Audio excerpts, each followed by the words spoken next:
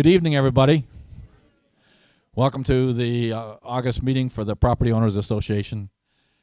We appreciate everyone making the attendance here, and for our guest speaker that we have on an annual basis at Bradley Arnold that comes talk to us about the budget. So what we're going to first do is we're going to stand for the Pledge of Allegiance and a moment of silence for our first responders, our military, and the recent earthquakes for the people that have been severely impacted from Venezuela and Colombia just recently in that. I pledge allegiance to the flag of the United States of America and to the republic for which it stands, one nation, under God, indivisible, with liberty and justice for all.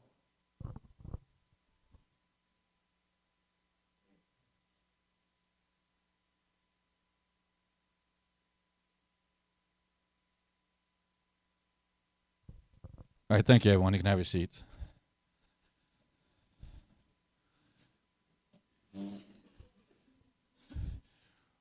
Usually these meetings we sort of cover a few things right up front before we then get into our speaker time here. So I just want to try and cover a couple of those there. And as I heard in the background, just as a reminder, if you got your cell phones with you, please silence them or turn them off. So we're all set there, so just double check your phone accordingly. As you came in, I hope you were greeted by a couple of our folks over there. We had Gary Cato, one of our board members, and Karen was there, one of our board of directors, to say hello to you and hand you a couple pieces of paper there associated with some things there. First, the bingo night that we got coming up. So we'll be doing our third annual bingo night on October 1st, and that will be at Everglades Recreation Center. So we usually get a pretty good turnout for that. So if you'd like to come out and have some fun and give it a chance at bingo, please come to the meeting. And if you are a member, you get free cards too, a couple free cards to help out, and then you can purchase some others if you want to. And those that are not members have to pay for all the cards that they want there, plus obviously the registration fee. That's $10 to participate in that. So another reason to be a member of the POA and come out and have some fun at bingo at that one there. Also, I want to sort of, a lot of folks have been giving out input saying, hey, are you all going to have a candidates night or anything like that? Us as the POA board, we decided we were not going to be endorsing any folks going into this. So what we wanted to do, and what we normally try and do, and that's through our magazine and through email blasts and whatnot, is keep you all informed of things going on in the villages, so that, and we'll give you the facts associated with it so you can make informed decisions about what you need to do next related to the issue, or in this case, related to the candidates that were coming up for the primary that's going on right now. And yes, we can't do much about our meetings. They are scheduled a year in advance, and it's the third Tuesday of the month. And so this month, it's happened to be the third Tuesday of the month, which happened to be the primary night too. So that's just the way it is. But anyhow, that's when we said, let's try and get that information out to you in the August magazine so you can see it, and then you can be informed about the different candidates that were willing to put their information out in the magazine. Not everyone responded and wanted to do it, but we wanted to give you that information so you had that. And we'll be doing that come the October magazine leading up to the general election in November. So that's, again, our philosophy of we want to keep you informed so that then you can make the kind of decisions you need to make related to different kinds of things. Instead of us telling you, this is what you should do, we want you to be able to make that kind of a decision yourself. So that's how we decided to do that when it came to candidates related to the primary and then for the election this year. We have some organizations present right now. We have our executive realty group out there, so Coop and Nanette are in the back that you can they've already been handing some stuff out to you, and welcome to talk to them anything about real estate related to all that. We also have some other things in the back there. We have our Vow for Life program, Sumter County and Marion County. So if you haven't signed up for that before, please pick up the material that we have back there for that. Again, that's related to providing your medical information that then goes into the refrigerator in the little vial and a sticker on the door so that if they're responding in either case, and from a county perspective, if they see that, they're going to know to go check your medical information first that you have, so that if they can't talk to you, they at least know what kind of medications you're on and whatnot, as far as how they're going to first start to treat you and everything. So it's a really good program related to that. We also have our Property Owners Association fans and bags back there, so feel free to grab any of that free stuff if you'd like to. And then on the back table there, we also have a card on how to register your golf cart. So Sumter County is setting up a program where you can fill out the card, and then with a picture of your golf cart, they'll get it registered. You get a decal to put on your golf cart, so that if you'd like to go that route, if for some reason your golf cart, you come out one day from the square and your golf cart isn't there, you're now registered, that they can try and find where your golf cart went to, based on the sticker that's on it and whatnot. So something you might want to think about related to that. But there's cards back there that explain that and can help you sign up for that if you'd like to do that. As far as upcoming meetings we got going on, in September we'll be here at Laurel Manor, and Dr. Curtis will be here to talk on Alzheimer's research and some interesting things going on in that area, some new breakthrough kinds of activity. I mentioned October 1st we'll be at Everglades for the bingo night. And then October 20th, we'll be back here again for the Baldwin group. We'll be talking about Medicare open season options and whatnot, since that'll be going into full swing right after that. And then on November 17th, we'll be at the Rohan Recreation Center, and Kevin McDonald will be giving us an update on home insurance in that. And then on December 15th, we'll be back over here, and we're going to have the Lady Lake Elementary here again, doing some Christmas carols with that. And then I will provide a sort of, as I call it, the state of the POA at that point in time, so you sort of get an idea of where we're at and where we're going related to the POA. So that sort of takes care of everything associated with that. As I said, we also have some folks here. So we got our board of directors and our board members. So we have Dan, the board of director, the vice president. We got Gary Cato, a board of director back there. Cliff is in the back. He's our treasurer, board of director. And Karen is around here somewhere. She's our board of directors right in the back there. One of our board of directors is the secretary. And do I have any other? Gary Search over here is a board member. And I don't know, I think we got everybody associated with our board of directors and our board members with it.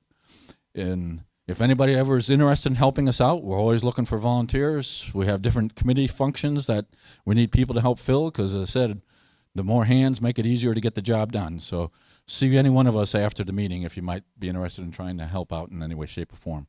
Also, some of us fulfill other roles as boards of supervisors and whatnot.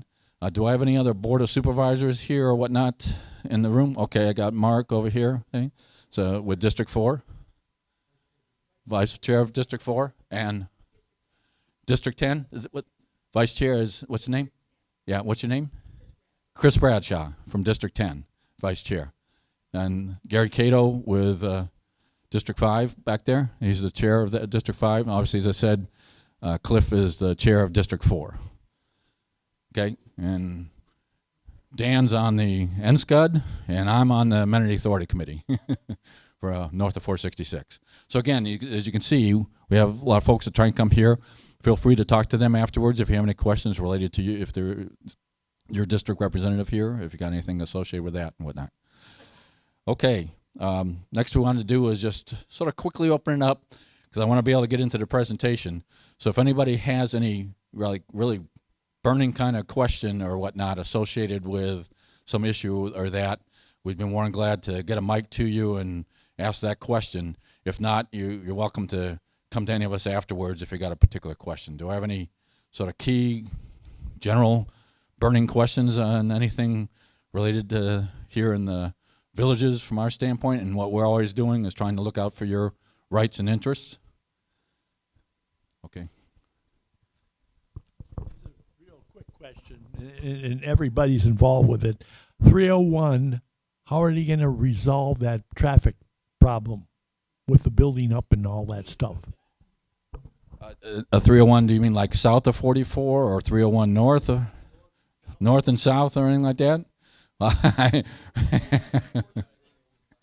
don't know. I think that might be a little bit of a question that Bradley Arnold could talk to a little bit, maybe even in his presentation related to 301 and everything like that. So maybe we'll let him sort of cover it at that point in time a little bit. All right, anything else right now? All right, very good. Well, let's go on with our speaker presentation here. So, we've had Bradley Arnold has come here a few years. It sort of came up a little bit in the past when I realized that this is a good chance to be able to hear from the administrator on what's going on with the development of the budget. With that in mind, we also have one of our commissioners for Sumter County sitting right over here too. So she'll either reaffirm what Bradley says or say, "Oh no, he's got that totally out." No, I'm just joking. But anyhow, let me just give a little background. Since 2006, Bradley Arnold served as the county administrator of Sumter County. That's a good long time, longer than I've been here in Florida, and he was previously served in 2 other positions in Georgia. Yeah, I won't hold that against him since he was in Georgia. While with Sumter County, the number of public-private partnerships, the number of consolidated services provided by the county to its cities, districts, governments, and the constitutional officers, and the pace of development continues to lead Florida and the nation. Bradley served with two family businesses before entering local government. He served in the Navy Reserves for 8 years with an active duty deployment to Afghanistan from June 2006 to May of 2007. He earned a bachelor's degree of science in physics from the Citadel and a master's of public administration degree from Valdosta State University. And it's my privilege to introduce Bradley and let him be able to talk about the budget for us. Let's welcome him. Thanks, sir. Appreciate the opportunity to come and present a little bit of information about county budget. I know that's always a very exciting topic, so I grabbed a few slides for those of you that are here in person, so I'll linger longer on a few of those. But also, as Reb had already talked about, that there are some important ballot questions that will be coming up for November, and these are choices for you. So part of that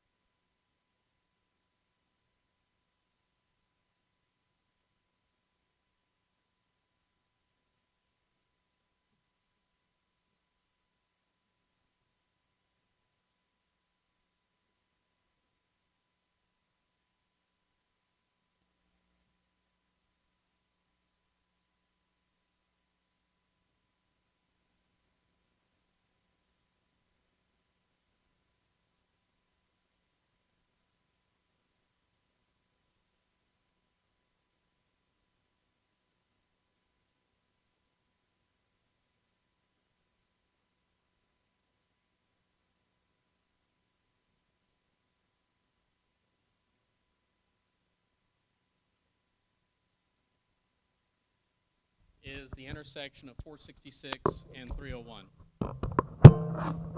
Thank you. So that particular intersection, we know, is reaching its capacity related to the turning movements, the queuing movements, etc. So the county has already gone through the process, what's called a preliminary engineering study, looking at how we can move forward with making those particular improvements. And the board has authorized us to continue in that research process to be able to work with DOT in regard to what would be a viable project. It always gets down to the ultimate question, who's going to pay for that particular improvement?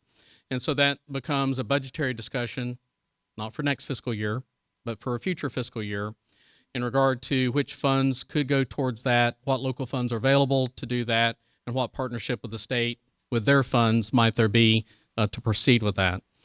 So that's one part of the 301 answer to the question. The other part is, if you go to our website, we have links that are associated with Florida Department of Transportation road projects in general.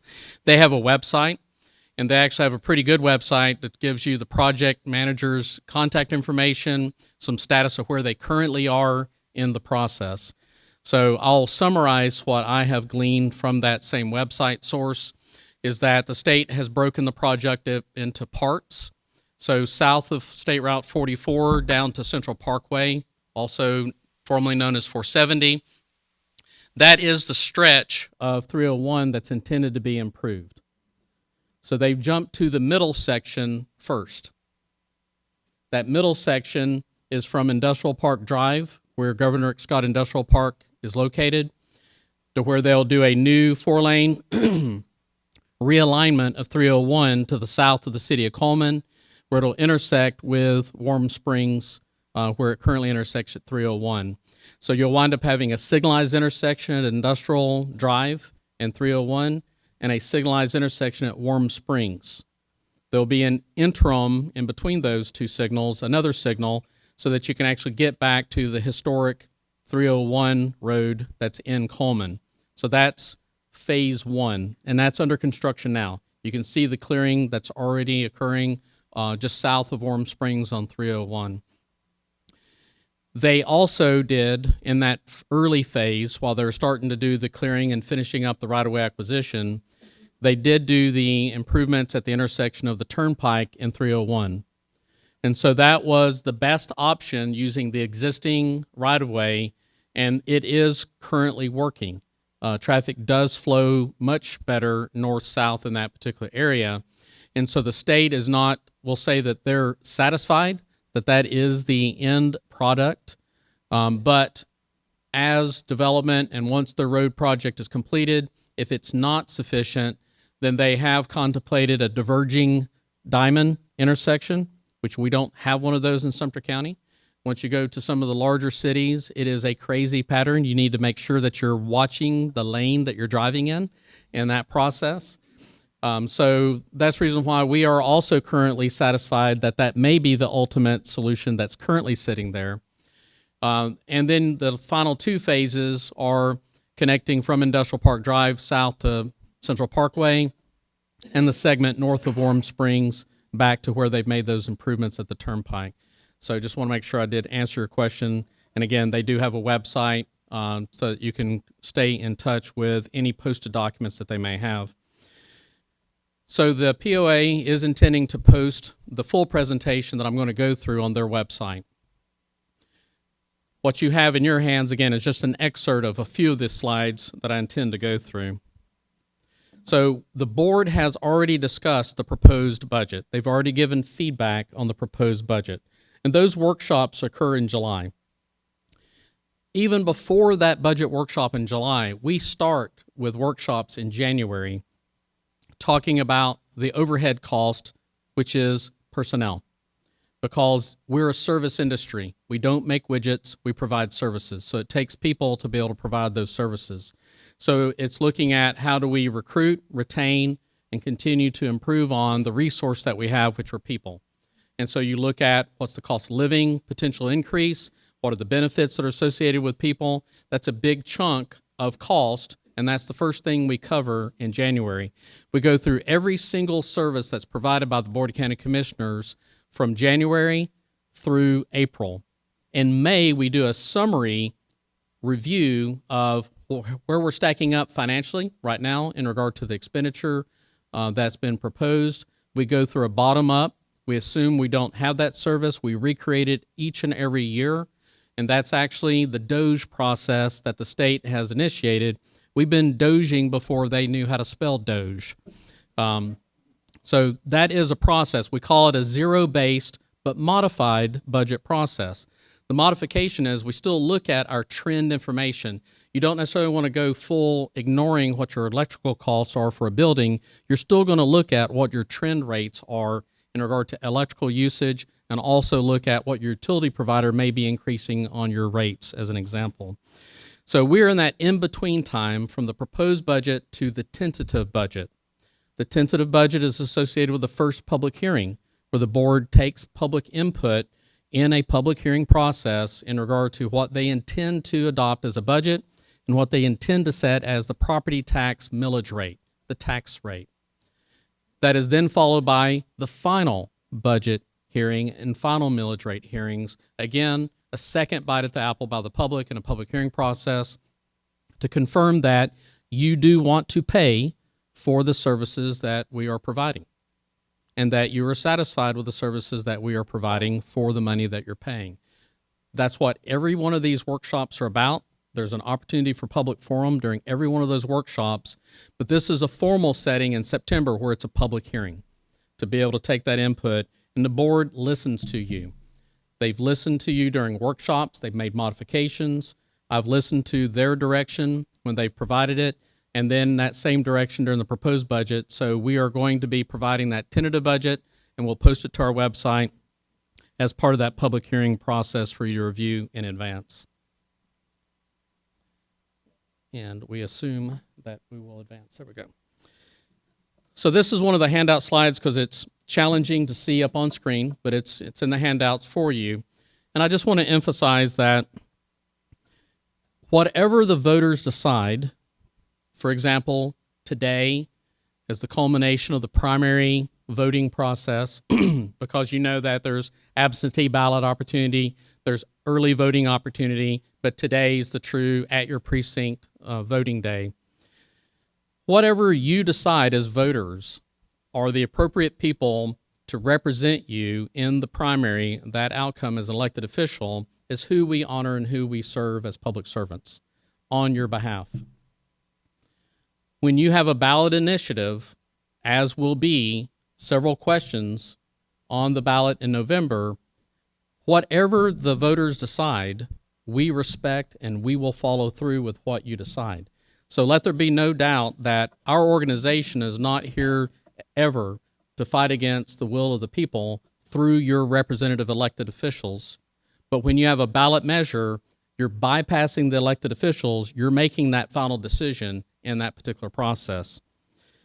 So you do have an elected body of the Sumter County Board of County Commissioners. Commissioner Butterfield is present, so she's one of the 5 that make the governing decisions related to the laws in the unincorporated area of the county, but also where the cities have consented for those laws to be county-wide. They provide the oversight of the operations, meaning the services that we provide. They also make those determinations related to the priority of where the funding goes for those services. But on this particular slide, this is not just services for the unincorporated area. The bulk of these services are county-wide. Yes, we have 5 cities, but we have consolidated services to where the board funds and provides those services regardless of those jurisdictions because the cities have consented, because they recognized, particularly during the Great Recession, that we were better together than we were separate. We have purchasing scale to be able to have the best prices for what we have to procure, and we have the best means of being able to consolidate in regard to an efficient delivery of the service, and that's what we work with each other. And that consolidation service is not just with our 5 cities, as Reb mentioned earlier in the sort of the intro, also with our constitutional officers. It's quite unheard of for the level of services that we have, that we provide, if you will, overhead support for the sheriff's office and other elected officials to the extent of copiers in facilities, handling postage for those folks. Because again, back to scale and efficiency and the most effectiveness, that's the right thing to do. So similar to the federal government, and that's the only part sometimes that I will reference that we're similar to the federal government, is that we start our fiscal year October 1. So we are headed into that September public hearing process for those adoptions for our budget to start effective October 1. So these are some important dates. We certainly encourage you to come and participate in the public hearing process, but I'll talk a little bit more about, you can still seek our documentation that's on our website associated with the budget process and provide input even prior to the public hearing process. When you go online to look at the budget, it's for the first time we've actually developed 2 separate budgets. There's a new law that'll be effective for the following fiscal year. It goes into place January 1, where we'll build a budget in the future, but we also have to provide a 10% reduction of that budget option for the board to consider. And that would be a discussion that would occur during the budget workshop process in July, but it would be there for the public's view. We did something similar to that this year. But we focused more on a greater than 10% reduction as it was tied to the what-if scenario if the voters choose to approve Amendment 3, which is the increase of the homestead exemption from your current $50,000 exemption, which reduces your taxable value. It increases the first year, October 1, 2027, by $100,000. The second year, October 1, 2028, it's another $100,000. And in the language of the ballot and whatever the legislature determines thereafter to be able to, again, go towards that full elimination intent of eliminating property taxes. Now, it does not eliminate all property taxes, meaning that this exemption does not apply to all of them. So it applies to the general county government, which is the reason why we did this alternate budget consideration. So your school taxes are not part of this particular ballot question. It is only your general county government that is associated with it. It's only your general city county governments that are associated with this particular question. So that's an important distinction that you need to be aware of when you're considering that particular ballot question.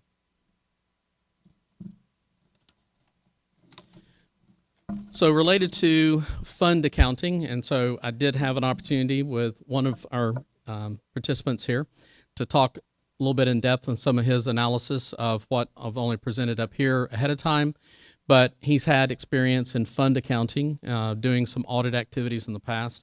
So it's a little bit different than private sector. We actually, by law, are limited in regard to certain types of revenues and how they can be expended, and those go into specific fund categories. And so you can't bleed across those particular monies. So there's no single pot of money that all of the taxes and fees and revenues go into, and then you sort through that in regard to the priority expenditures.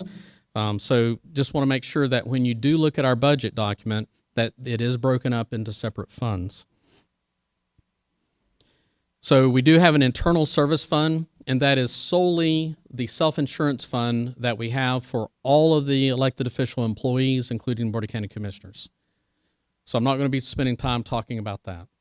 We also have a capital projects fund, which is zero for next fiscal year. We have accomplished all the major projects that we had set out to do. Not to say that there's not going to be other things as we start getting pressure from the courts, as an example, for more expansion of space for the courts, which is a state function. But guess what? The state looks to the county to pick up a lot of the tab in that particular process. But that's zero for next fiscal year, so I'm not going to spend time talking about that. We do have a tremendous number of special revenue funds, like Road Impact Fee Fund. It's a specific revenue that's collected upon the issuance of the building permit. That revenue is collected. It sits in a separate fund. It can only be expended for capacity improvements on roads, adding a lane, adding signalization, building a new road. It cannot be used for road maintenance. And also, if you don't have it obligated, if you don't have the project moving forward in 3 years, you return the money. So we keep that money obligated for projects and moving forward. So that's a special revenue fund, giving you an example. I will spend some time talking about two of the special revenue funds, and those two are both related to the fire and EMS departments, Fund 182 and Fund 183. So more for that one. I'm going to cover the debt service fund with you because the Board of County Commissioners just recently approved wiping out 4 sets of debt current fiscal year and let you know what we're on the hook for. And so that's important in the time frame that those will be paid off. And then I'll spend a lot of time on the general fund. And as stated, general fund, that's the one that the board has the most discretionary use of the revenues. And that's where a big chunk of your property taxes is in the general fund. And it's tied to some of those big expenditures like sheriff's office, law enforcement, as an example.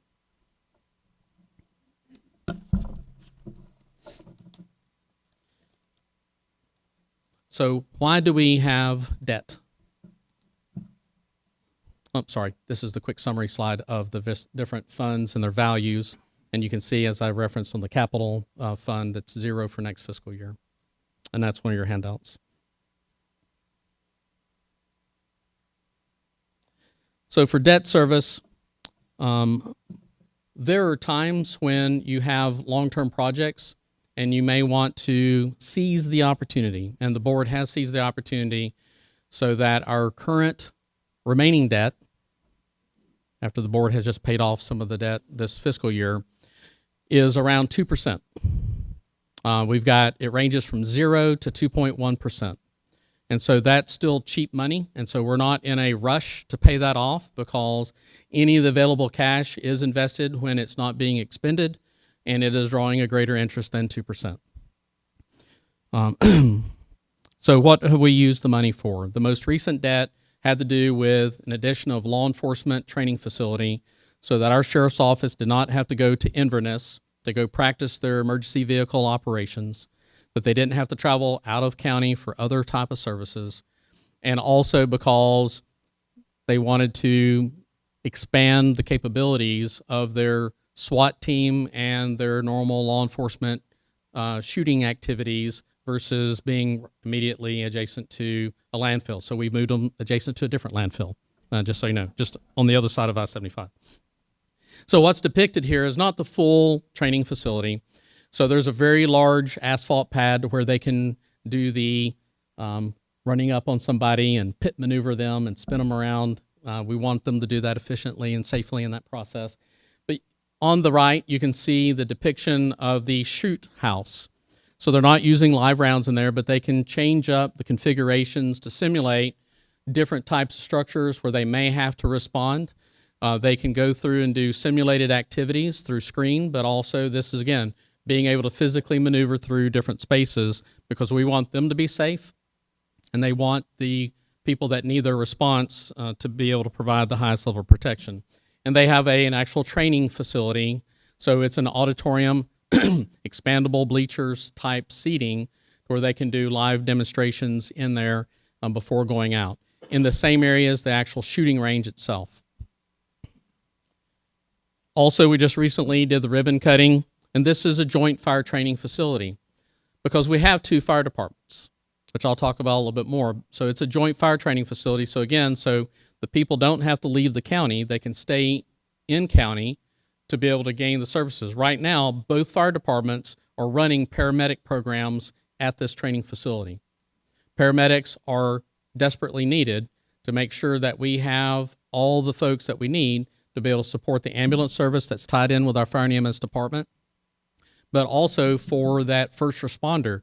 Whether it's a transport, you would like to have that highest level of care possible to be able to have the best patient outcomes. And that's what the Board of County Commissioners has focused on, is trying to have the best patient outcomes. You can see we also have a fire training tower. So the tower is not where the burning is going to occur because that will destroy the building over time. We have Connex boxes that are next to it where the live fire activity would occur. But this allows for high-angle rescue and other type of access and rescue activities within that particular facility. Also, the new Gloria Rowe Hayward Service Center. In this service center, it provides a central location for the tax collector's office, so it's equidistant from the Villages Sumter County Service Center off of Powell Road in Wildwood to the courthouse location. It also provides a location for the clerk of court, so that there's another location for passports, marriage license, as well as dropping off for any recording of documents. But the big push, and this was one of those to where we were also using recreation centers for the board meetings, and the board wanted to have, and public input wanted to have the board have live streaming of its meetings. And so part of that is the clerk of court was very insistent it needed to be housed in a county facility because that elected official is the one responsible for the live stream and all the recordings of the board meetings. And so depicted on the right is the new boardroom. So we are trying to work on trying to have as many controversial issues that we can to try to fill up the room to make it worth that return on investment because it will seat over 400 people. We actually have a lobby for overflow. There's TVs there. We also have the library adjacent to it that also has spillover with TVs so that people can still see the entire things on premise. But again, with the live stream, you can enjoy it in your own home if that's what makes you happy to watch Board of County Commissioners meetings in your own home live stream. But this is one of a big target project, and that is the reason for the board moving forward with it, because reaching out to the constituents and ensuring that we are providing as much information as possible in regard to how we are spending your money and how we're delivering services that you have asked us to serve. So this is where you can go to be able to sign up to actively access for the live stream. Also, it supports all of the additional social media. So I have two former commissioners present that were also supportive of having a public information officer, where we have two that help push out that information to you, again, to make sure that we're informing you of how we're spending your money and what we're doing, particularly in time of emergencies. That's very important. But we have pushed out a lot of education information related to our services, including information about this upcoming budget. So the details of the budget are also available on our website in great and glorious detail, all the way down to salaries and benefits. All the details are there. We also have a pro forma, which is a 5-year projection. So that's balanced out through those 5 years. So we take the budget process, we take the stewardship of the public funds very seriously. So back to the debt service. So I've sort of talked about the facilities building-wise, but we also have used debt service for road projects as well. So with debt service, you can see that we still have an outstanding, if you will, from a peak standpoint, 2024, $417 million, and the payoff date is 2044. I've already mentioned that our remaining debt is a range of 0 to 2.1%. And when you look at, here's the schedule, you can see that on July 14th, that's when the board retired our Motorola leases, which is debt. Also the 2015B bond, and we had also last year had retired one of our debts. So the remaining debt that's sitting out there are those low interest debts. So one of those is a partnership. That big number is the Villages Regional Road Construction Agreement that was approved in 2018. That helped propel the continuation of the Villages development, but also resolved a lot of our other road-related issues at the same time. So without this agreement, all the Villages development south of 44 would not exist.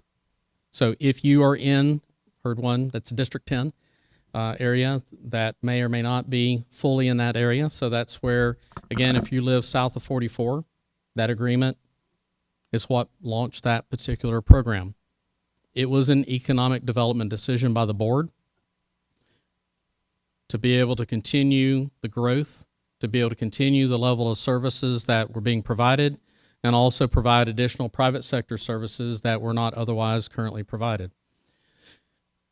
That is a 0% interest, and it's associated with the Villages providing the right-of-way at no cost, doing the design at no cost, providing the long-term stormwater ponds at no cost. They provide the design that we approve.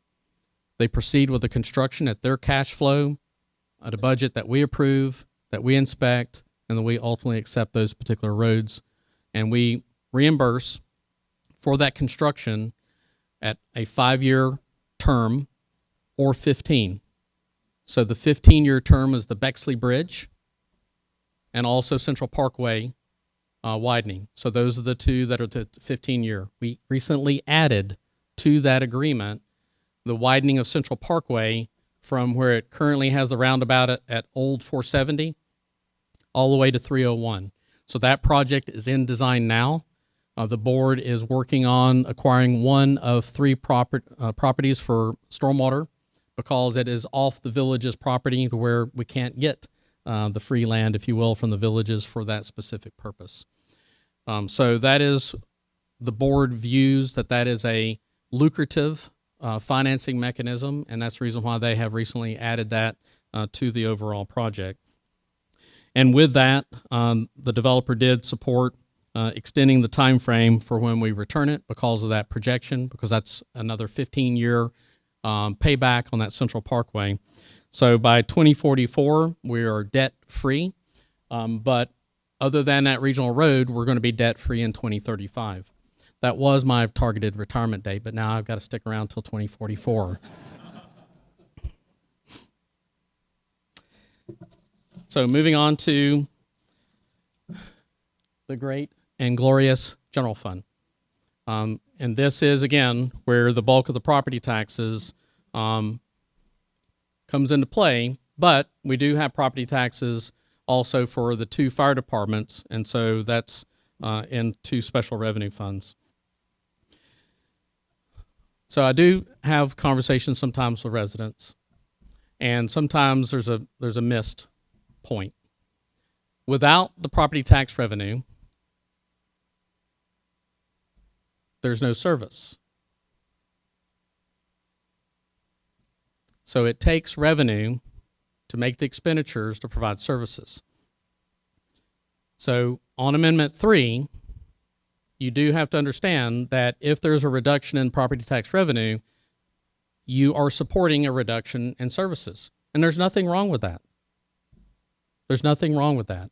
But you need to be comfortable that there is a direct relationship to reduced revenue equals reduced expenditures, which means reduced services. And as stated before, if that is what the voters choose, we salute and we will carry that out. But I do want to talk about why that is more impactful for Sumter County than it is for others. Because we provide those consolidated services. Because we've taken on that burden to be able to provide the most efficient delivery of services, we are not the fat cat, if you will, counties that may have been the specific target of the state related to providing that relief. So our service reductions are going to be a little bit deeper than what some of those other communities are. Fortunately for our cities, they're not going to see necessarily as big an impact because we're providing those services for the cities. So it'll be the county government's reduction in services. So the board has always been cognizant of the general fund millage rate. There was one point in time where the board wanted to do a whole lot of stuff in one short period of time, and that was a significant tax increase that occurred in 2019. New elected officials came in, said, we don't want to have that type of jump, and they worked earnestly to be able to reduce the millage rate because of those investments, because of that growth helped in that process to reduce that millage rate. So the Board of County Commissioners is proposing for the third year in a row to keep the 4.89 for the general fund as is, which is the lowest millage rate that Sumter County has ever had. So that is what the board is proposing. You can see the trend. That's one of the a little bit more detailed components that you'll be able to see is the rollback rate is the rate in which the county receives no additional revenue from property taxes from existing property values. It's only the new construction that you would be able to gain any additional revenues. So during the recession, 1 year, it was less than $1 million revenue that came in. So that's the reason why you do have to look at the rollback rate, and even in the rollback rate, you can see from 2024, the fiscal year 24-25, which was the first 4.89, the rollback rate was 4.8935. So that was actually a tax reduction in that year. The next year, still holding the millage rate at 4.6684, it is legally considered a property tax increase at 4.74%, 4.75%. But now you see what's being proposed to hold the millage rate at 4.89, that rollback rate has gone up. So that means that we've probably not only hit a stabilization on existing property values, but there's been a slight decline in the county's property values, which pushes that rollback rate up. That's an early indication that we may be heading into a slow time in our community. Well, does that make sense? Well, look across the state. The state's slowing down. Look across the country. It's slowing down in regard to some of the development. So holding that millage rate is appropriate to be able to also overcome inflation, because the county does have to overcome those particular costs for the delivery of its services and acquisition of those goods like asphalt, et cetera, and fuel for the delivery of those services. So why is property tax so impactful for Sumter County? Because it is 67% of the general fund revenue. We have the highest percentage use of property taxes for our general fund than any other county in the state of Florida. That's the reason why it's so impactful. Why is that? Well, we're not a coastal beach community that has a whole pile of tourists coming in, spending lots of consumable money where we're rolling in the dough in sales tax. We have some sales tax, obviously, from normal consumer purchases, but we're not a tourist mecca for that particular purpose of receiving those. We don't have the Disneyland, although we have, some people say, the Disneyland for older folks like myself. But we're more prudent with the expenditure of our funds, I reckon. So that's not a big revenue source for us. So that's the reason why we also rely on this as an inelastic revenue. During tough times, during recession times, when people stop buying a lot, sales tax will go down. So you don't necessarily want to see your law enforcement start laying off a bunch of deputies only to rehire them once things pick back up. Property taxes is that first inelastic revenue source to be able to have that level of public safety services stay in place.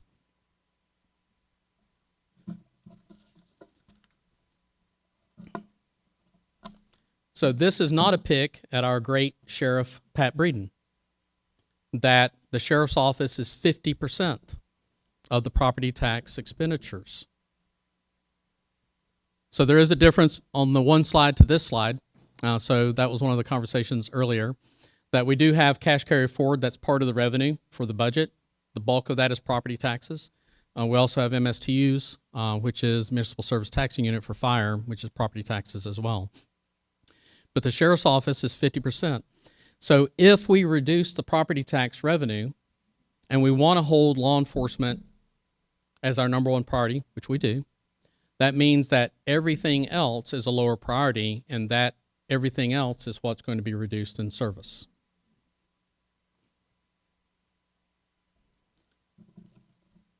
Another point that I have to remind residents is, yes, we do have 2 separate fire and EMS departments. Each of those fire departments presently have 9 stations each. The baby blue area is the Villages service area, which does cover the age-restricted and Middleton area of the Villages. So you have more population, more parcels, densely located. So you're going to have faster response times simply by mileage that you have to drive from the station to the particular location. But we also, back to patient-driven outcomes, there's 13 staffed ambulances in the Villages service area. And outside of the Villages service area in Sumter Fire and EMS area, there's currently 6. So that's 19 countywide. When we were operating with a private contractor, we had 6 countywide, and we would ramp up based on the demand up to 12. So you are paying, because that was zero cost, by the way. That was zero cost for the private sector ambulance service, because they had to manage their cash component, their expenditures. And that's the reason why they would seesaw in regard to the number of ambulances that were in Sumter County at any given time from 6 to 12. There's 19 ambulances, and the general fund provides for the cost of readiness. That means that they're staffed, they're waiting for the call to cover 70% of that cost. So that's almost $21 million. So we went from 0 to $21 million per year for ambulance service.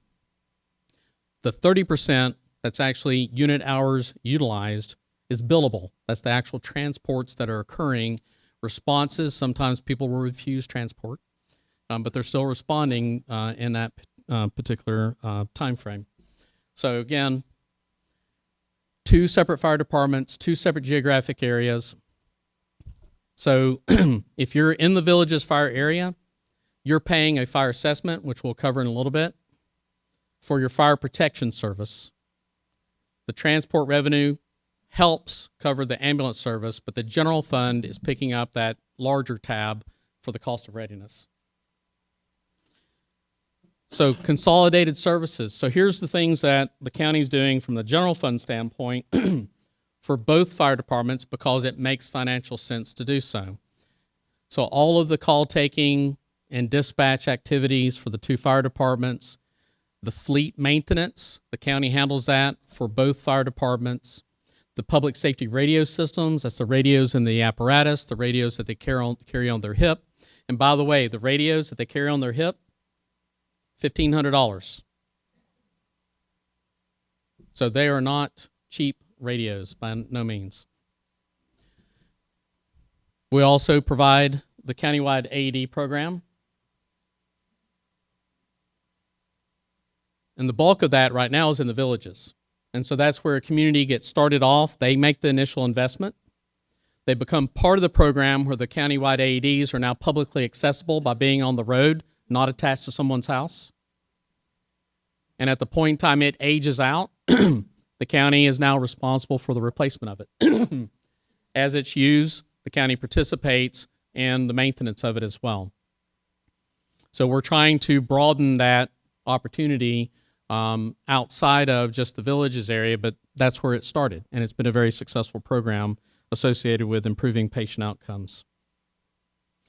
But overall, that's $28.4 million that the county general fund provides for each fire department before you get into their specific cost in their respective special funds. So this is the difference between the two fire departments related to other than the general fund revenue that comes in. So the fire assessment component for the Sumter Fire and EMS, the board just completed a new methodology. It's a hazardous class methodology. So they adopted that. They set the maximum rate at 35% of what it can charge, which is $21 million. So we can only go up to 35% of the $21 million to provide that support. The board set the initial at 0%. So there'll be no money coming in for fire assessment for the Sumter Fire. So that means that the difference for that operation has to be made up property tax through the municipal service taxing unit. And so that is a 4.6 mil for those residents in the Sumter Fire and EMS area. For those that are in the villages area, the millage rate is being held the same, the 0.464 mils.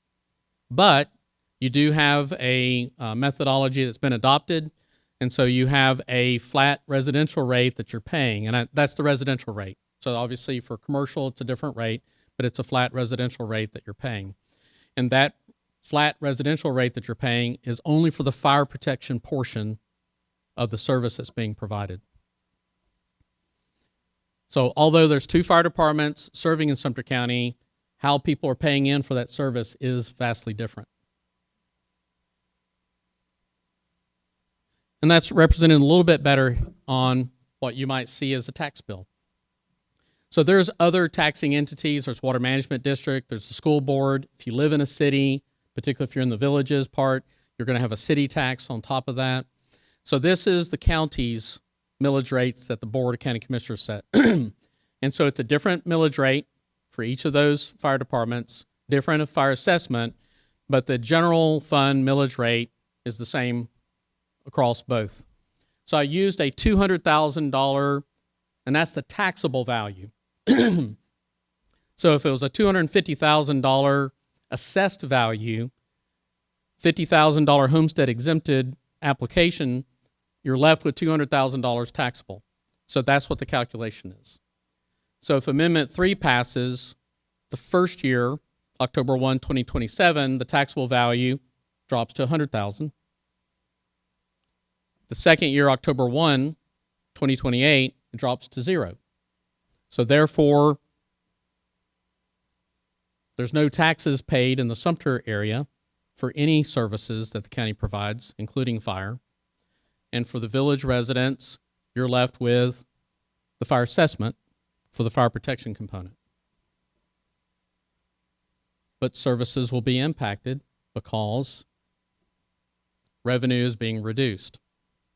So could the millage rate go up to help make up the difference for those that are still paying taxes? Sure, it could. But the county has a statutory limit of 10 mills. And that 10 mills also takes into account the fire MSTUs in an aggregated amount. So 10 mils is it. Once you hit that, you can't squeeze any more out of the turnip. That's it. That's all you get. So that still impacts the services. So on Amendment 3, all I can share with you is whatever the voters decide, we're cool with it. So if the voters decide, yes, it passes, then that's a clear indication that the voters want reduced services, and we would move forward with reducing services. So what would we reduce year one? So what we've put together in an alternate budget for year one are all the things the Board of County Commissioners can do without getting permission from a constitutional officer or from a city, because those consolidated agreements are locked in tight. Both parties have to agree to undo something. So we currently have a veteran services that helps veterans. We've got a high percentage of veterans that are in our community. Help them access their benefits through the Veterans Administration. Should we even have to have that? No, the Veterans Administration should do an outstanding job for the veterans so that there's no need for anybody to intervene to assist them in accessing things that they have earned. But we do. It's not statutorily required. It's not required through any of our agreements. So that would be first up on the chopping block to be fully eliminated. Our transit for our disabled folks would be impacted. It's not statutorily required. We do have an interlocal agreement with our cities to provide it, but it doesn't describe what the level of service is. So we could go down to a single bus for that particular purpose. Libraries. It's not statutorily required we have libraries. We do have interlocal agreements with cities to provide library services, but the level of service is not described. So year one, we would drop down from 6 libraries to 3. So we would drop down to the one that's at the Village of Sumter County Service Center because it's part of an overall building complex. The new service center is part of an overall complex. And the Bushnell Library, because it is specifically in our interlocal agreement with the City of Bushnell, that we would have to continue to provide that in their jurisdiction. So Belvedere Library, we would close. Lake Pan Library, we would close. And Webster Library, we would close. Also looking at functionality, we would look at closing the Village's Annex on 466 Morse and moving those services like the tax collector to the new service center because it's built for the long term, for the future. So we would have 3 tax collector locations, Wildwood, Sumterville, and Bushnell. Sheriff's Office, they would simply shift those personnel to wherever they need to shift them to. And the clerk's office would shift to the new Sumterville location. The majority of the parks would be reduced. So those are some of the things, that's my normal. So those are some of the things that would be looked at significant reductions for year one. Animal services, we would no longer be always open. So we would drop some of our presence. We would not take owner surrenders, which is one of the hallmarks of what service we do provide. And we spent a lot of time getting animal services up to a very brag point, which actually on the August 25th, under my reports, we have a recognition from our best friends of no-kill because we've been maintaining a good 90% no-kill ratio for any animals that have not fallen into an injury component or aggressive in that process. We've got a tremendous amount of fostering, which is greater than the number of animals we actually have in our shelter because of how much public supports our operations. So there's a lot of other, you can look in the alternate budget, it's detailed, of what we'd be reducing. That's year one. Year two, when you look at the document, I simply plugged it in the sheriff's office because that's just a big number. And it takes, and I had to have that discussion with the board, and I've already talking to the cities, we would have to undo agreements with the cities, like libraries, to where we would eliminate all libraries in Sumter County because it's not statutorily required. Fire service would be impacted. You may or may not know this. In the state of Florida, fire service is not statutorily required. Ambulance service is, but not fire service. So fire service, because right now I've shown you the MSTU, that's dedicated for the fire operations. The ballot measure does not exempt fire service revenue, property tax from that voter's decision. So there are impacts related to public safety. Talked about how much the general fund provides for the cost of readiness for ambulances. That's year 2.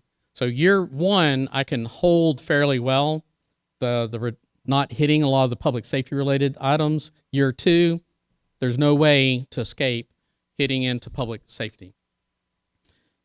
So that is something that is the challenge. And if there's a desire by the legislature to really look at the full elimination of property taxes, then again, it's 67% of the general fund's budget. So 67% of our services would have to go away. Sheriff's office is 50% of the property tax revenue.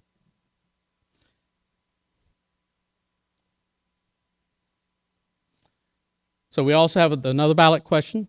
It's a local ballot question related to the renewal of the 5th and 6th fuel tax. That money is used for maintenance of roads. So this is just a quick picture of Rainy Trail that was recently done. There's a lot of other road projects that are moving forward right now. So that is one of the questions that's out there. And obviously, I can't advocate one way or the other on any of these questions. It's unethical, illegal, if you will, for any county government official to get out there and advocate one way or the other. You have to decide. I'm just making sure that you understand what these revenues are specifically tied to.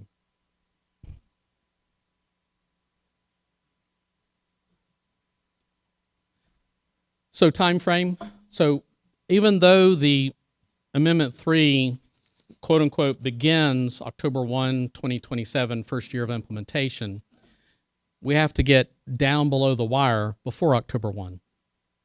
So I've already met with my employees.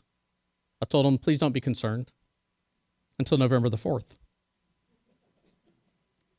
If it passes, it's now okay for you to be concerned. But we want to be able to provide support for the employees as they transition out of the organization. So we have targeted July 31st to start the layoffs. We've already started holding on filling positions except for those associated with Sumter Fire and EMS, our Fire and EMS dispatch operations as well. But all the other positions we're holding. So as we have attrition between last month to July 31st, that's less people to actually lay off.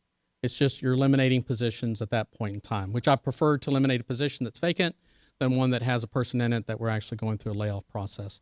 So the layoff process would go through a transition of service level as we reduce the number of people from July 31st through September 30th, because we have to be under the wire October 1. Statutorily, we have to have a balanced budget, and that's the intent. And we would go through that same process again for the next year to be able to get under the wire to make sure that we have a balanced budget. So hopefully you do not walk away from anything that I've shared with you feeling one way or the other related to Amendment 3 or the fuel tax renewal. This is about making sure you're informed. So when you do go and you read the ballot question, that you're making an informed decision. And we will respect you on whatever decision that is you put out there that ultimately comes aggregate locally for the fuel tax renewal or statewide for the constitutional amendment related to increasing the homestead exemption with that ultimate goal of eliminating property taxes for general city and county governments. I'm happy to address any questions that y'all might have. One typo I did fix on this presentation. Don.Wiley is the correct one for the chairman versus Donald.Wiley. So if you do get a bounce back, please note that it's Don.Wiley. So happy to answer questions. Okay, we have, Gary has one mic here, and Dan has another mic over here. So, Bradley, again, appreciate a very informed presentation. I really thank you for that. Thank you. And laying out the other side. So I want to try and be able to get all your questions answered that you'd like, but we also want to sort of keep your evening accordingly too. So let's start with the questions and we'll see where we want to stop at that point in time. But go ahead. Right in front here. You mentioned that year 2 you already have layoffs planned. Why in year 2 wouldn't you say we know where our deficit is, let's add a library fee, let's add a fire department fee, let's add a fee to cover that versus I'm going to lay you off? No, excellent question. So I'll use planning services as an example. So right now we do have a fee structure for planning services. Right now, year 1 and year 2, there are no planned layoffs for that particular division because the projections are that November we can increase those fees to make sure that the fee revenue fully covers that. And that is where users are coming in for a zoning change, special use permit, those type of things where they're paying for a specific delivery of service.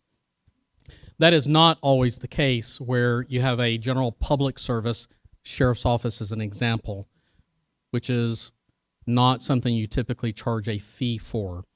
So animal services, we used to charge, it was a nuisance fee for the licenses for registering pets. What we found is people didn't register the pets, didn't pay the fee. We didn't know the pets existed. When we eliminated the $10 fee for the license, all of a sudden we doubled the number of people that are willing to share the rabies information so that they are compliant with state law, which is the goal, is that you're compliant with state law, ensuring that your animals are vaccinated for rabies, and we have them listed in the system. So can you have certain fees, like library fees, as you've provided an example, assist in the process? Sure. Is it going to cover the facility maintenance? Is it going to cover the personnel? I don't know that people are willing to pay that level of fee to make sure that it's a consistent revenue stream to pay for a consistent expenditure of a person. So yes, in some instances, fees are appropriate for consideration, and others, you're better off eliminating the service because it was never intended to be a fee-based service. It was intended to be a public good funded through property tax. Yeah, I just have 2 questions. Yeah, I just have 2 questions. How much would increasing the millage rate to its maximum cap, would it offset some of the loss of the revenue? That's the first question. And the second question is, there's been explosive growth in the villages, of course, mostly in Sumter County. Has that revenue not offset some of these potential cuts? So for the first question, as I stated, yes, you could increase the millage rate, but you'll get to the cap of 10. But your first and second year, you're reducing who is paying. You're shifting the burden to higher value homes and those that are not homestead exempted, i.e. businesses. There's a certain point where those businesses will resist any further increases because they can't pass the cost on to the consumers and remain competitive. Because it's not just our specific area bubble that they're operating in.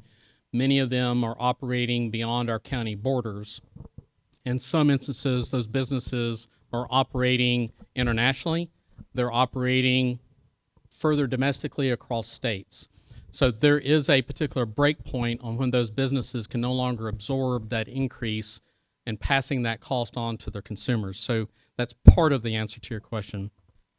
The other part is, if the intent is to ultimately move forward with the elimination, that these are the first 2 steps. If you read the ballot language, it allows for the legislature to not have to come back to the voters for any further increases in the exemptions. So when you get to 0, whatever number times 0 is going to equal 0. So that, to me, is not the solution, looking for increase in the millage rate to try to make up the difference on those that are still paying the taxes. The message would be clear in Amendment 3 if it passes. You want reduced services. That means we reduce the expenditures to be able to bring that balance into play. So that's millage rate. You have to tell me the second piece again. The revenue that we've gotten from the new From growth. So revenues from growth,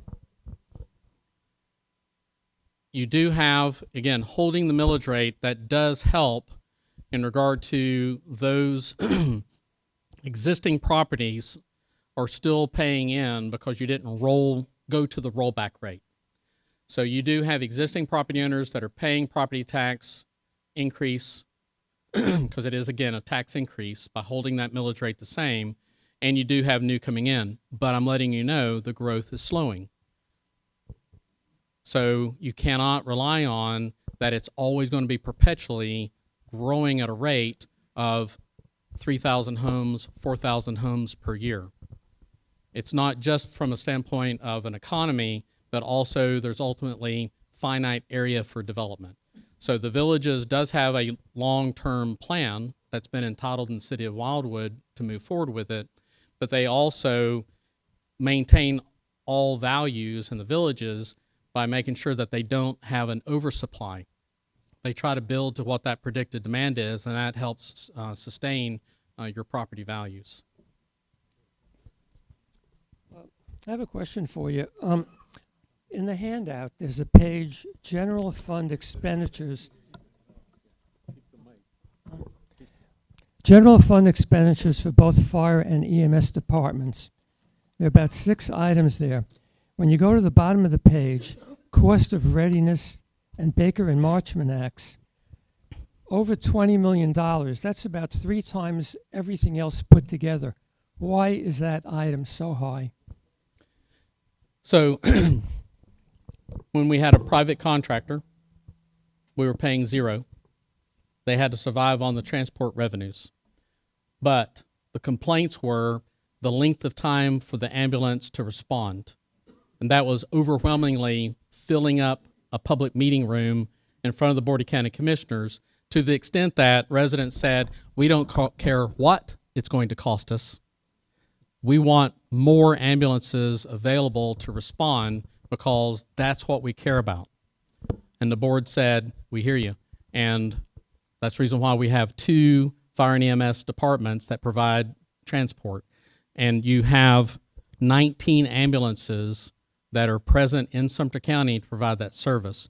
So when they're sitting there waiting for the call, they're not generating revenue. It's an expenditure. This is to pay for them sitting there ready to respond to meet the response time that the public demands.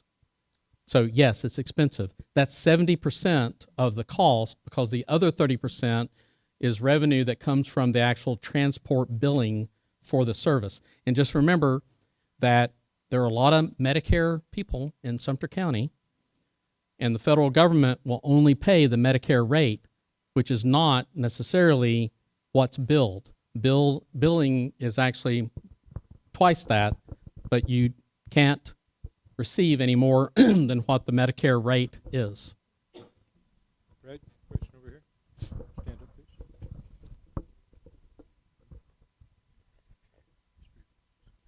Bradley, that was an excellent presentation. It was chilling, however, on the subject of property taxes. I must admit, before tonight, I've always been used to a large property taxes and the implications it had in provision of services. It was a given. It still is. Is there any limitation on you, your information staff, or the members of the commissioners from launching a significant campaign, twofold? One, as it relates to directed at our elected state representatives, and secondly, more importantly, making sure that all the citizens of Sumter County are fully aware of the disastrous implications associated with the passing of 3. Are you limited in any way from doing it, because we certainly need it? Yes, we are. by law, the county cannot come across as advocating for or against a ballot measure once the ballot measure has been approved. That's the reason why I'm not advocating what you decide. We're going to respect whatever your decision is on any ballot measure. I just want to make sure that we're sharing locally, here's what the implications are, is that, yes, there is a direct correlation between property tax revenue supporting services. If property tax revenue is reduced, services are going to be reduced. I've simply helped describe what the board supports from the proposed budget workshop, what that first year looks like in regard to those specified. And it's not intended to be punitive. The first question is it statutorily required that we provide that service? Is there a description in the statute of what level of service we have to provide? The county has to provide about $1.5 million for Medicaid. That's statutorily. Here's the dollar figure you have to provide that you collect to give to the state to meet the state's match with the federal government to receive federal funds for Medicaid.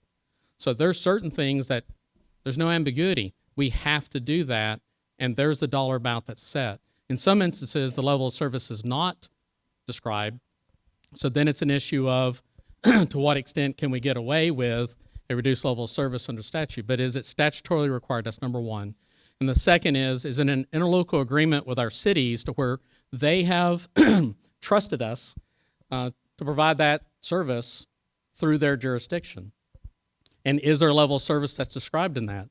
Thank goodness I was smart enough, I guess, that I didn't describe the level of service in many of those, because it does provide the board some flexibility to reduce the number of libraries, as an example, that are operating, to reduce the days that they're operating and reduce the hours on those days that they're operating so that we still have some means of people to have public access to computers. Not everybody has computers. The public access to computers, to online access of information, as well as the hard copy material that's associated with the libraries, as well as public meeting spaces.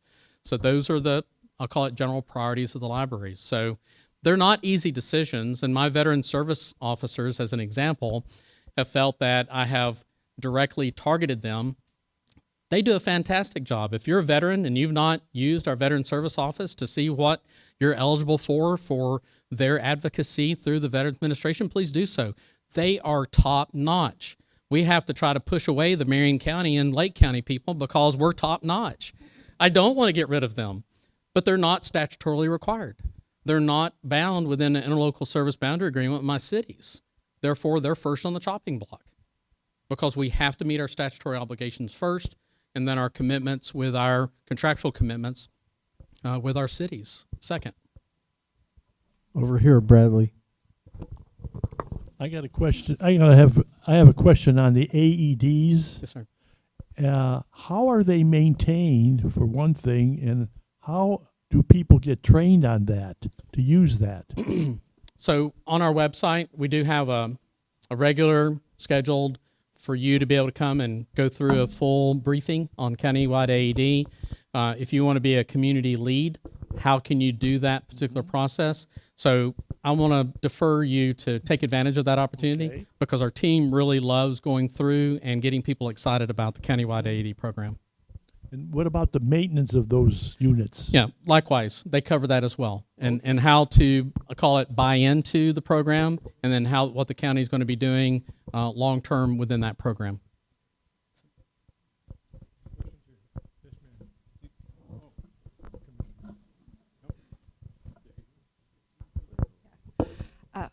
I understand that there's judicial review of the ballot language for this amendment. Can you speak to that somewhat? I can only tell you what I've also read in the papers. And again, back to the original question, yeah, we're still, again, limited in regard to what any government official can talk about on a ballot initiative. But it is my understanding that the language was challenged, and the court agreed that the ballot language needed to change to be more reflective of what is in the actual law that's been signed for the question. And so the There's a time frame that the court provides. My understanding is the time frame has been met to be able to submit language, and so that language that's submitted is what's intended to be on the ballot. So you will typically get, as we get closer from your supervisor of elections, Bill Keene, a sample ballot, and it'll provide that sample ballot language for you to be able to read what's in there. But you can go now and to go look at the law that was signed that created all of the details. Because remember, a ballot is a summary. The language on the ballot is a summary of the detailed bill. I'd encourage you to go look at the actual bill itself in its full scope. There's some things that are in there, for example, in the full scope. If you're a new resident coming in, you don't get homestead until you've lived here for 5 years. So for those of us that live here, newcomers are going to be paying more. They have to invest, They have to vest themselves into that particular program in Florida. And so that's pretty cool if you got people moving in from out of state, but, then the question is, does that have an adverse impact on the younger generation that are the new home buyers? Does that apply also? So even though there's the bill and ballot summary, the language, just remember that the state also has to do ultimately what's called an implementation bill. That's where they go into the details of how that new constitutional amendment is going to be implemented by law. And so, for example, question is, well, does the MSTU for fire, is it impacted by the homestead exemption? There's no exclusion, so the answer is yes. But could the state in their implementation bill say that MSTUs for hospitals and ambulances and fire departments are exempt from the homestead exemption? Then the answer would be no, they're not going to be impacted. But we don't know what that implementation bill is because it comes after your vote on the ballot measure.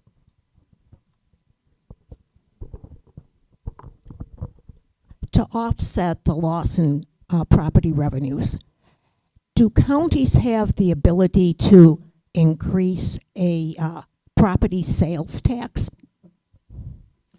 So alternate revenues, that was the first question that was brought up related to fees. So the county has limitations in state law in regard to what revenues it can pursue. So fees for services, the board has the ability to set fees for services. For non-ad valorem fire assessments, there's a statutory process the board has to go through for that consideration. This county, before the villages came in, was what's called a fiscally constrained county, AKA we were a poor county. And we were at the maximum millage rate of 10. And so at that time, the county had instituted what's called a small county surtax or sales tax. We are at the maximum of sales tax that's allowable locally. So could the state increase the local government's ability to have an additional penny for sales tax, as an example, as an offsetting revenue to reduce the revenue losses and service impacts? Yes. Is it currently on the books? No. We're at the max. So the only outstanding revenue source, there's two that the board has approved for another ballot question, which I wasn't planning to talk about, is the tourist development tax, but it would be limited to simply using funds to help promote further tourism. Side effect is you might get some more sales tax out of it. But it would not be supplanting any of the lost revenue for the services that I'm talking about. The other is franchise fees. So there's a communication service tax. That means that we can't add a franchise fee to TV or cable services. But gas, electric, water, sewer, we could. Counties typically have not, because they don't want to reduce those public utilities from expanding their services into the unincorporated area. All of our cities have franchise fees. And so that is basically a non-expenditure revenue of money coming in to help cover other stuff. That's the reason our cities are not going to be as impacted franchise fees. So we could look at, it's legal for the county to consider a franchise fee. How much is that going to generate? I don't know the answer. I'm looking at what would be available from the standpoint of, and basically now your utility providers would be the collection agencies. So you're going to see it on your utility bills as another tax, if you will. Back to Amendment 3, though, it's a signal of reducing services. So that's a balanced question also. Do we need to be looking at alternative revenue like a franchise fees, because we're going to be getting it out of your pocket from a different location in that process?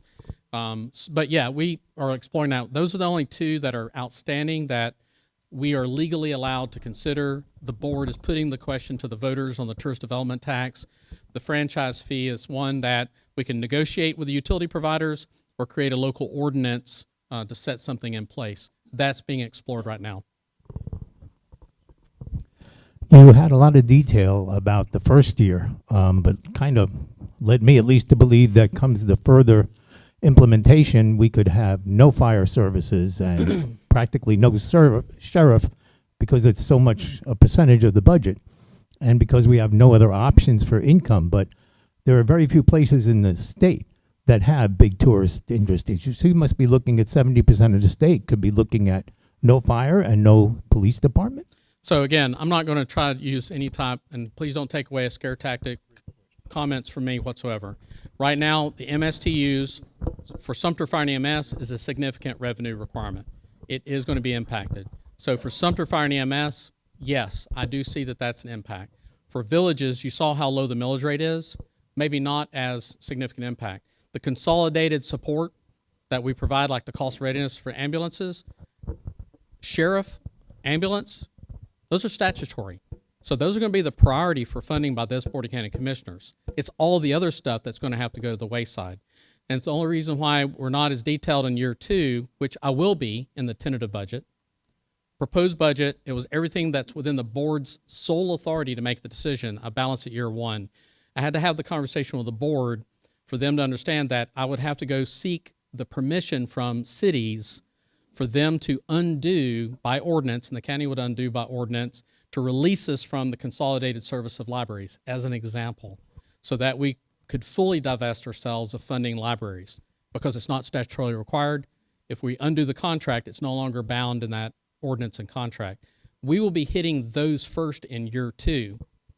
Year 1's a reduction in service. Year 2 would be an elimination of the service. But it takes the cities to agree to releasing us from those obligations. We would be going there first before we hit public safety. Do you have any insight as to how much effort is going to be put forth by the people who are in favor of this? Is there any group that can be lobbied, that's going to be lobbying for this? How much money do they have to put that forward? Again, I'm not going to respond to that. I don't want to dip into pushing you one way or the other. I would say Google those questions, because there's organizations that are for and against any of these ballot measures, and you can pursue that line of inquiry with them. First of all, thank you for your presentation. So I have a question. I understand if you don't have the revenues, you have to reduce the services. But is there someone that reviews the budget to see if there's any waste anywhere to be found? Sure. Yeah, absolutely. You do as a citizen. That budget is online. It's detailed. Have at it. We've got a public hearing coming up in September, tentative budget. So we'll be updating from the proposed to the tentative back to the point of with details on year 2, impact on the alternate budget. But no, you're part of that quote unquote watchdog process. You have elected officials that provide that oversight. This is something that in July we go through that full detail in the discussion. The board goes through the details. So no, it's very transparent. So yeah, you think there's a waste? Hey, there's a new law, by the way, if you didn't know, January 1, that no DEI can be, diversity, equity, and inclusion can be anywhere in any local government budget. Oh, we've scrounged in our process. We've gone through every bit of that, and we found 2 of our organizations, the International City County Managers Association and the American Planning Association, that are deep in it. And so that's not in our budget. and we've already we actually had the job description changes where we were promoting people to get the certification for planning through that organization. It's removed from job description. The incentive's gone. So no, all of our vendors have to be DEI free as well. We've already had our vendors doing affidavits. That's been this program for the last 2 months we've been going through, so that we don't want to wait until the law is in place. We will be compliant day one of that law. Good evening, sir. Just a quick question. This is a constitutional amendment. It requires a 60% vote to pass, correct? Yes, sir. In the same token, if all of a sudden people realize that this is not good, it's going to take 60% to vote again to repeal it, correct?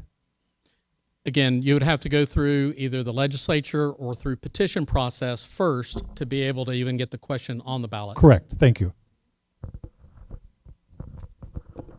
Okay, maybe we'll just a couple more questions then, since we're already pushing a little bit past 8:30. So 2 more questions, and then. Oh, who is it? Who hasn't spoken yet? Thank you. Thank you for your presentation. It's very informative. Do you have any information on how much the average villager would save in taxes year 1 and year 2? So I would suggest you talk to the property appraiser to be able to look at that particular segment of the county, the villages area, and look at what that average value within the villages area is, and just do the math. Is there savings? My example, I use the $200,000 taxable value for a reason, so that you can do the math of if it drops in half, you know, for those property tax portions, you're paying half of that. At the point in time year 2, those property tax portions, you're not paying anything. So that's the reason I use that example to share with you. But as far as the average value, taxable value in the villages, the property appraiser would have that number. Brad, we have one last question Yes, sir. for you. Yeah, I wonder, I'm not sure that I got this in your presentation. What are your projections for the shortfalls for budget years 27 and 20? So I'm glad you asked. Our budget is we have a pro forma. So we do next year and the 4 future years. We balance out those pro formas. So in the alternate budget, those projections are there also and showing balanced. It's the detail of year 1 that's there. Detail of year 2 is not there yet, but it will be for your tentative budget. So it's online. That information is there in the pro forma portion of the budget. All right. So again, let's say thank you to Bradley for being able to give everyone a little bit of idea here. As we said, question. We got a commissioner who wants to speak. Oh, okay. Thank you. I get the last word. Excellent presentation by our county manager. And as he said in the beginning of his presentation, Mr. Arnold and his administration have been doing Doge before it could be spelled. He said that we are the #1 county dependent on property taxes. We have consistently been in the top, should say, the lowest 10 of property tax rate in the state. So what he has put together and what he has presented to the commissioners is not easy information. It's not easy information for citizens to understand. We don't know yet what, if any, additional revenue opportunities will be available to us. The question was asked, can't we get this information out? Can we lobby? No, we cannot. But I would encourage you to do as much research as you can do in the next 2 months. Share it with your friends. Google. Be informed, as Mr. Arnold said. The place to begin is what's statutorily required. That was my first question. What are we statutorily obligated to provide? We have to begin with that kind of a baseline, and he's given us that information. I'm extremely proud to be an elected official in this county. The 2 previous commissioners who are here worked very hard to get our tax rate, millage rate, to the low level that it is today. And as Mr. Arnold said, this is the third year in the row we've maintained that rate. Not every county can say that. We are not the target of this question, I don't believe, in Sumter County. But it will be decided not only in Sumter County, but by 60% of the people throughout the state. So please stay informed. And I just want to really compliment Mr. Arnold, his staff, his leadership team for really providing an efficient local government that focuses on quality services at affordable prices for you all. I think we owe him an awful lot. Well, thanks, Deb. Thanks for that sort of summary there. I think we saw that. We see in the presentation. We've seen with Bradley coming here each year. He gives you good information related to it. As said, you got a little bit of it right here as far as a hard copy. But for everyone that's a member and those that signed up as guests for it, you do get the POA magazine. And if you are a member and we have an email address, we have email blasted out these slides. So you have the slides to continue to look at and digest through to help with that information. And then as things are coming up accordingly, what we can, we'll put out there too. But I think what we see is a very efficient government working for us here in Sumter County. And I thank you for that. So with that, we have the donuts in the back right here. Remember, next month, Dr. Curtis will be here to be talking about Alzheimer's and the research going on that he's doing there. Thank you, everyone, for attending.